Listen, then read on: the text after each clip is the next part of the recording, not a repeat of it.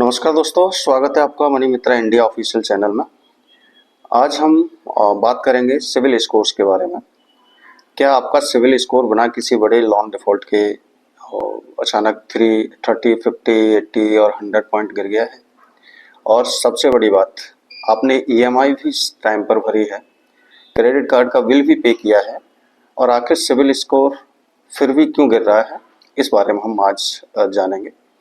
ये वीडियो उन लोगों के लिए इम्पोर्टेंट है जिनका सिविल स्कोर कंटिन्यूस गिर रहा है, अपार्ट फ्रॉम दी कंटिन्यूस उनके बिल, क्रेडिट कार्ड्स के बिल, ईएमआई टाइम पे जा रही हैं उसके बावजूद भी। ओके, सो आप स्टे कनेक्टेड, पूरा वीडियो देखें, क्योंकि आज मैं बताऊंगा 7 ऐसी गलतियां जिनकी वजह से आपका सिविल स्कोर खराब हो सकता है। और नंबर 5 वाली गलती तो बहुत सारे लोग अननोनली करते हैं। वीडियो को अंत तक जरूर देखिएगा। सो पहले समझते हैं सिविल स्कोर क्या है, क्या होता है सिविल स्कोर।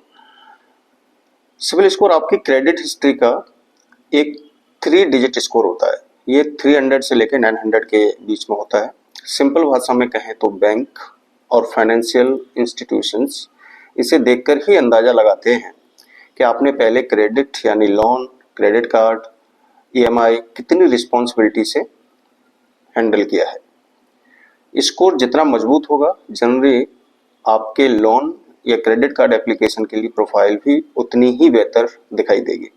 लेकिन याद रखिए, सिविल स्कोर अकेले ही लोन अप्रूवल की गारंटी नहीं देता है। ओके, पहले समझते हैं गलतियां क्या होती हैं हमसे। फर्स्ट गलती के बारे में थोड़ा नजर डालते हैं। ईएमआई और क्रेडिट कार्ड का पेमेंट लेट करना सबसे पहली और सबसे बड़ी गलती। अगर आपके ईएमआई चल रही है, क्रेडिट कार्ड आप यूज करते हैं, तो उसका पेमेंट लेट नहीं करना है। हमें टाइम पर जो डेट है उसके अकॉर्डिंग ही पेमेंट हमारा टाइम पर जमा होना चाहिए। आपके अकाउंट में उतना सफिशिएंट बैलेंस होना चाहिए। कभी कभार लोग सोचते हैं कि अगर 2-3 दिन लेट भी हो जाएगा तो क्या फर्क पड़ेगा, लेकिन आपकी पेमेंट हिस्ट्री आपके क्रेडिट प्रोफाइल की बहुत बड़ा इंपॉर्टेंट हिस्सा है। अगर आपके पेमेंट में डिले, मिस्ड पेमेंट होता है तो इसका डेफिनेटली नेगेटिव इम्पैक्ट आपकी प्रोफाइल पर पड़ेगा। इसलिए एक सिंपल रूल याद रखिए, ईएमआई की ड्यू डेट का इंतजार मत करिए। अगर ईएमआई एग्जाम्पल के तौर पर 10 तारीख को है और 10th को पेमेंट करने के बजाय पहले से अकाउंट में सफिशिएंट बैलेंस रखना जरूरी है। क्रेडिट कार्ड में भी सिर्फ मिनिमम ड्यू देखकर खुश मत होइए, पूरे बिल को समय पर पे करना और इसको हैबिट में लाना आपके लिए बेहतर होगा। गलती सेकंड मिस्टेक के बारे में बात करते हैं। क्रेडिट कार्ड की लिमिट बहुत ज़्यादा इस्तेमाल करना। मान लीजिए आपका क्रेडिट कार्ड की लिमिट 1 लाख रुपए है और आप हर महीने 80 से 90 हज़ार रुपए तक खर्च कर रहे हैं। भले ही आप पूरा पेमेंट समय पर कर रहे हो, लेकिन आपकी क्रेडिट यूटिलाइजेशन बहुत ज़्यादा दिखाई दे सकती है। सिविल के अनुसार हाई क्रेडिट यूटिलाइजेशन लेंडर को यह सिग्नल दे सकता है कि व्यक्ति अवेलेबल क्रेडिट का बड़ा हिस्सा इस्तेमाल कर रहा है। इसलिए सिर्फ यह मत देखिए कि मैं बिल पूरा भर रहा हूँ, यह भी देखिए कि मैं अपनी अवेलेबल क्रेडिट लिमिट का कितना हिस्सा इस्तेमाल कर रहा हूँ। और अगर आपके पास मल्टीपल कार्ड हैं तो टोटल अवेलेबल लिमिट और टोटल यूटिलाइजेशन को भी ध्यान में रखिए। तीसरे नंबर गलती पर ध्यान डालते हैं, बार बार लोन और क्रेडिट कार्ड अप्लाई करना। ये एक बहुत कॉमन मिस्टेक है। आपको पर्सनल लोन चाहिए, आपको एक ऐप में अप्लाई किया, आपने फिर दूसरे ऐप में अप्लाई किया, आपने बैंक में भी अप्लाई किया, आपने मल्टीपल वेबसाइट पर जाके चेक किया और अप्लाई किया। आप सोच रहे होंगे जहाँ से अप्रूवल मिलेगा वहाँ से लोन ले लूँगा, लेकिन हर लेंडर द्वारा किया गया क्रेडिट इंक्वायरी आपके क्रेडिट रिपोर्ट में दिखाई दे सकता है। बहुत कम समय में बार बार क्रेडिट एप्लीकेशन करना आपके क्रेडिट प्रोफाइल पर नेगेटिव सिग्नल डाल सकता है।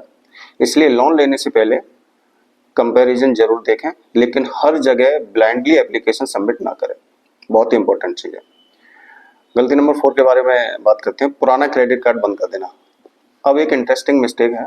मान लीजिए आपके पास 8 साल पुराना क्रेडिट कार्ड है आप उसका इस्तेमाल बहुत कम करते हैं और सोचते हैं इस कार्ड को ज़रूरत नहीं है, इसे बंद कर देता हूँ।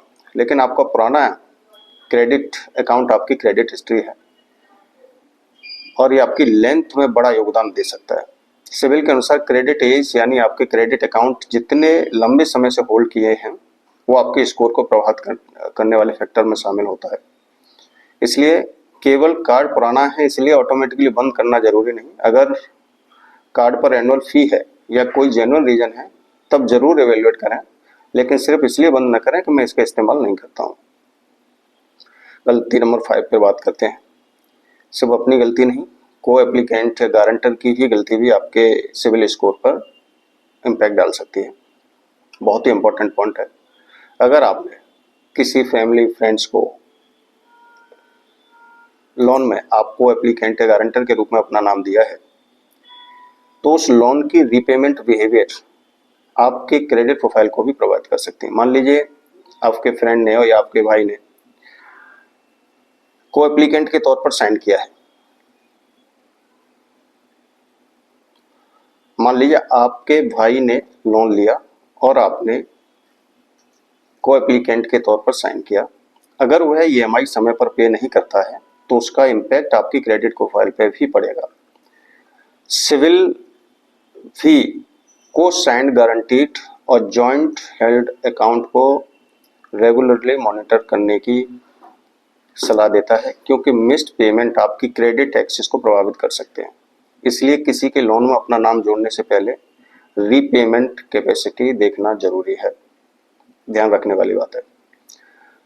6 नंबर पर फोकस डालते हैं। लोन बंद होने के बाद भी रिपोर्ट चेक नहीं करना। बहुत लोगों को लगता है कि लोन पूरा पे कर दिया है, अब मेरा काम खत्म, लेकिन रिस्पॉन्सिबल बोरोअर के तौर पर आपको ये भी चेक करना चाहिए कि लोन अकाउंट आपकी क्रेडिट रिपोर्ट से सही तरीके से अपडेट हुआ है या नहीं।